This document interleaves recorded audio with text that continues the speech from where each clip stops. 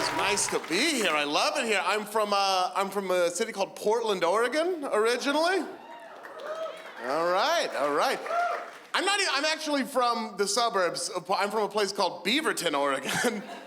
Beaverton, Oregon, for those of you that don't know, is one of the whitest places on the planet Earth.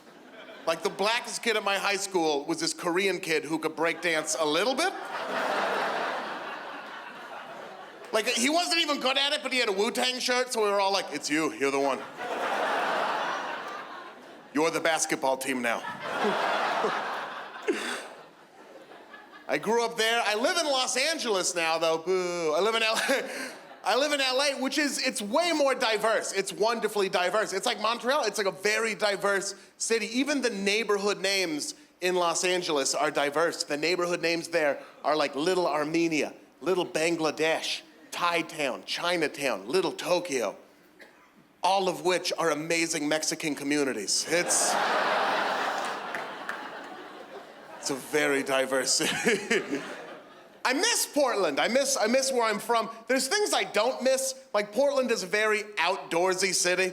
Are you guys outdoorsy here? I hate the outdoors. I hate it. I'm not good at it, and I hate it. Like, if you told me I had 24 hours to build a campfire by hand, or you were going to murder me, I would just try to have a really fun last 24 hours.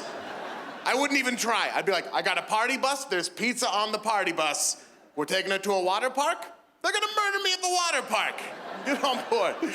I just hate it. When I was in my early 20s, I would wake up after a long night of drinking in a panic with a bunch of questions, right? Like, oh my God, what'd I do last night? Why am I wearing fingernail polish? Why did I write a phone number in blood on my chest? What happened? Now I'm 30 years old, and now when I wake up after a long night of drinking, I wake up like, oh my God, I hope I didn't agree to go camping last night. Get like a text the next day at 5 in the morning, like, where are you? Oh. I was spending a lot of time in Portland. My girlfriend just moved down to Los Angeles, but we were in a long-distance relationship for about a year. We were in a long-distance relationship, which is bad news for me, because when you're in a long-distance relationship, that means you have to have phone sex. And I have the world's worst phone sex voice. This is terrible. My girlfriend has like a beautiful, sexy voice. It's a joy to listen to her talk about anything. My voice isn't sexy at all. My voice sounds like a Jewish trumpet. Can you imagine having phone sex and this is the voice on the other end of the line? Just like, I'm inside of you right now, huh? You could do worse than this, Bubbly. You could do worse. What if I were going down on you right now? Ugh, what could be better? What could be better?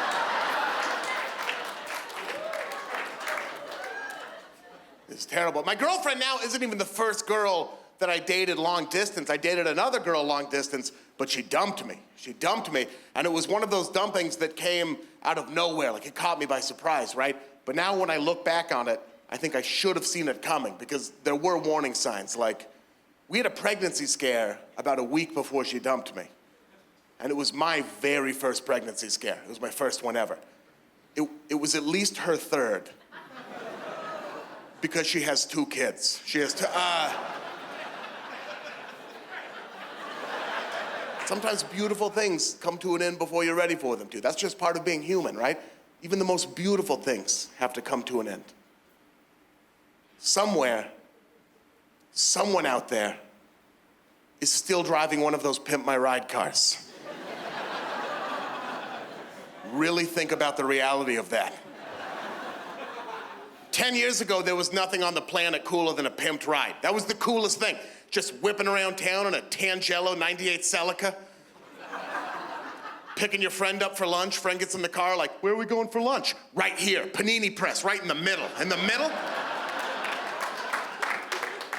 But now it's 10 years later, and that shit is not cool anymore. That same guy is driving to the airport in that same car to pick up that same friend. Friend is standing there with his luggage like, where should I put my suitcase? I don't know.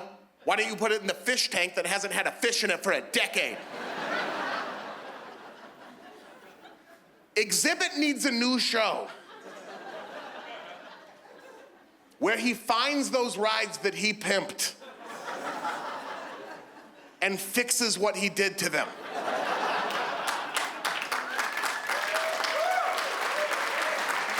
Right? We'd watch that, just exhibit rolling up on people like, yo, what's up, dog? I know 10 years ago we put 8 game cubes in a bowling alley in your Scion. Honestly, we thought you would have a new car by now. But since you don't, and that's not a good look for you, me and the boys at West Coast Customs pooled our money together and put down a down payment on a Mitsubishi Galant for your ass. Sorry about everything. I've been Ian Karmel. Thank you so much, Montreal.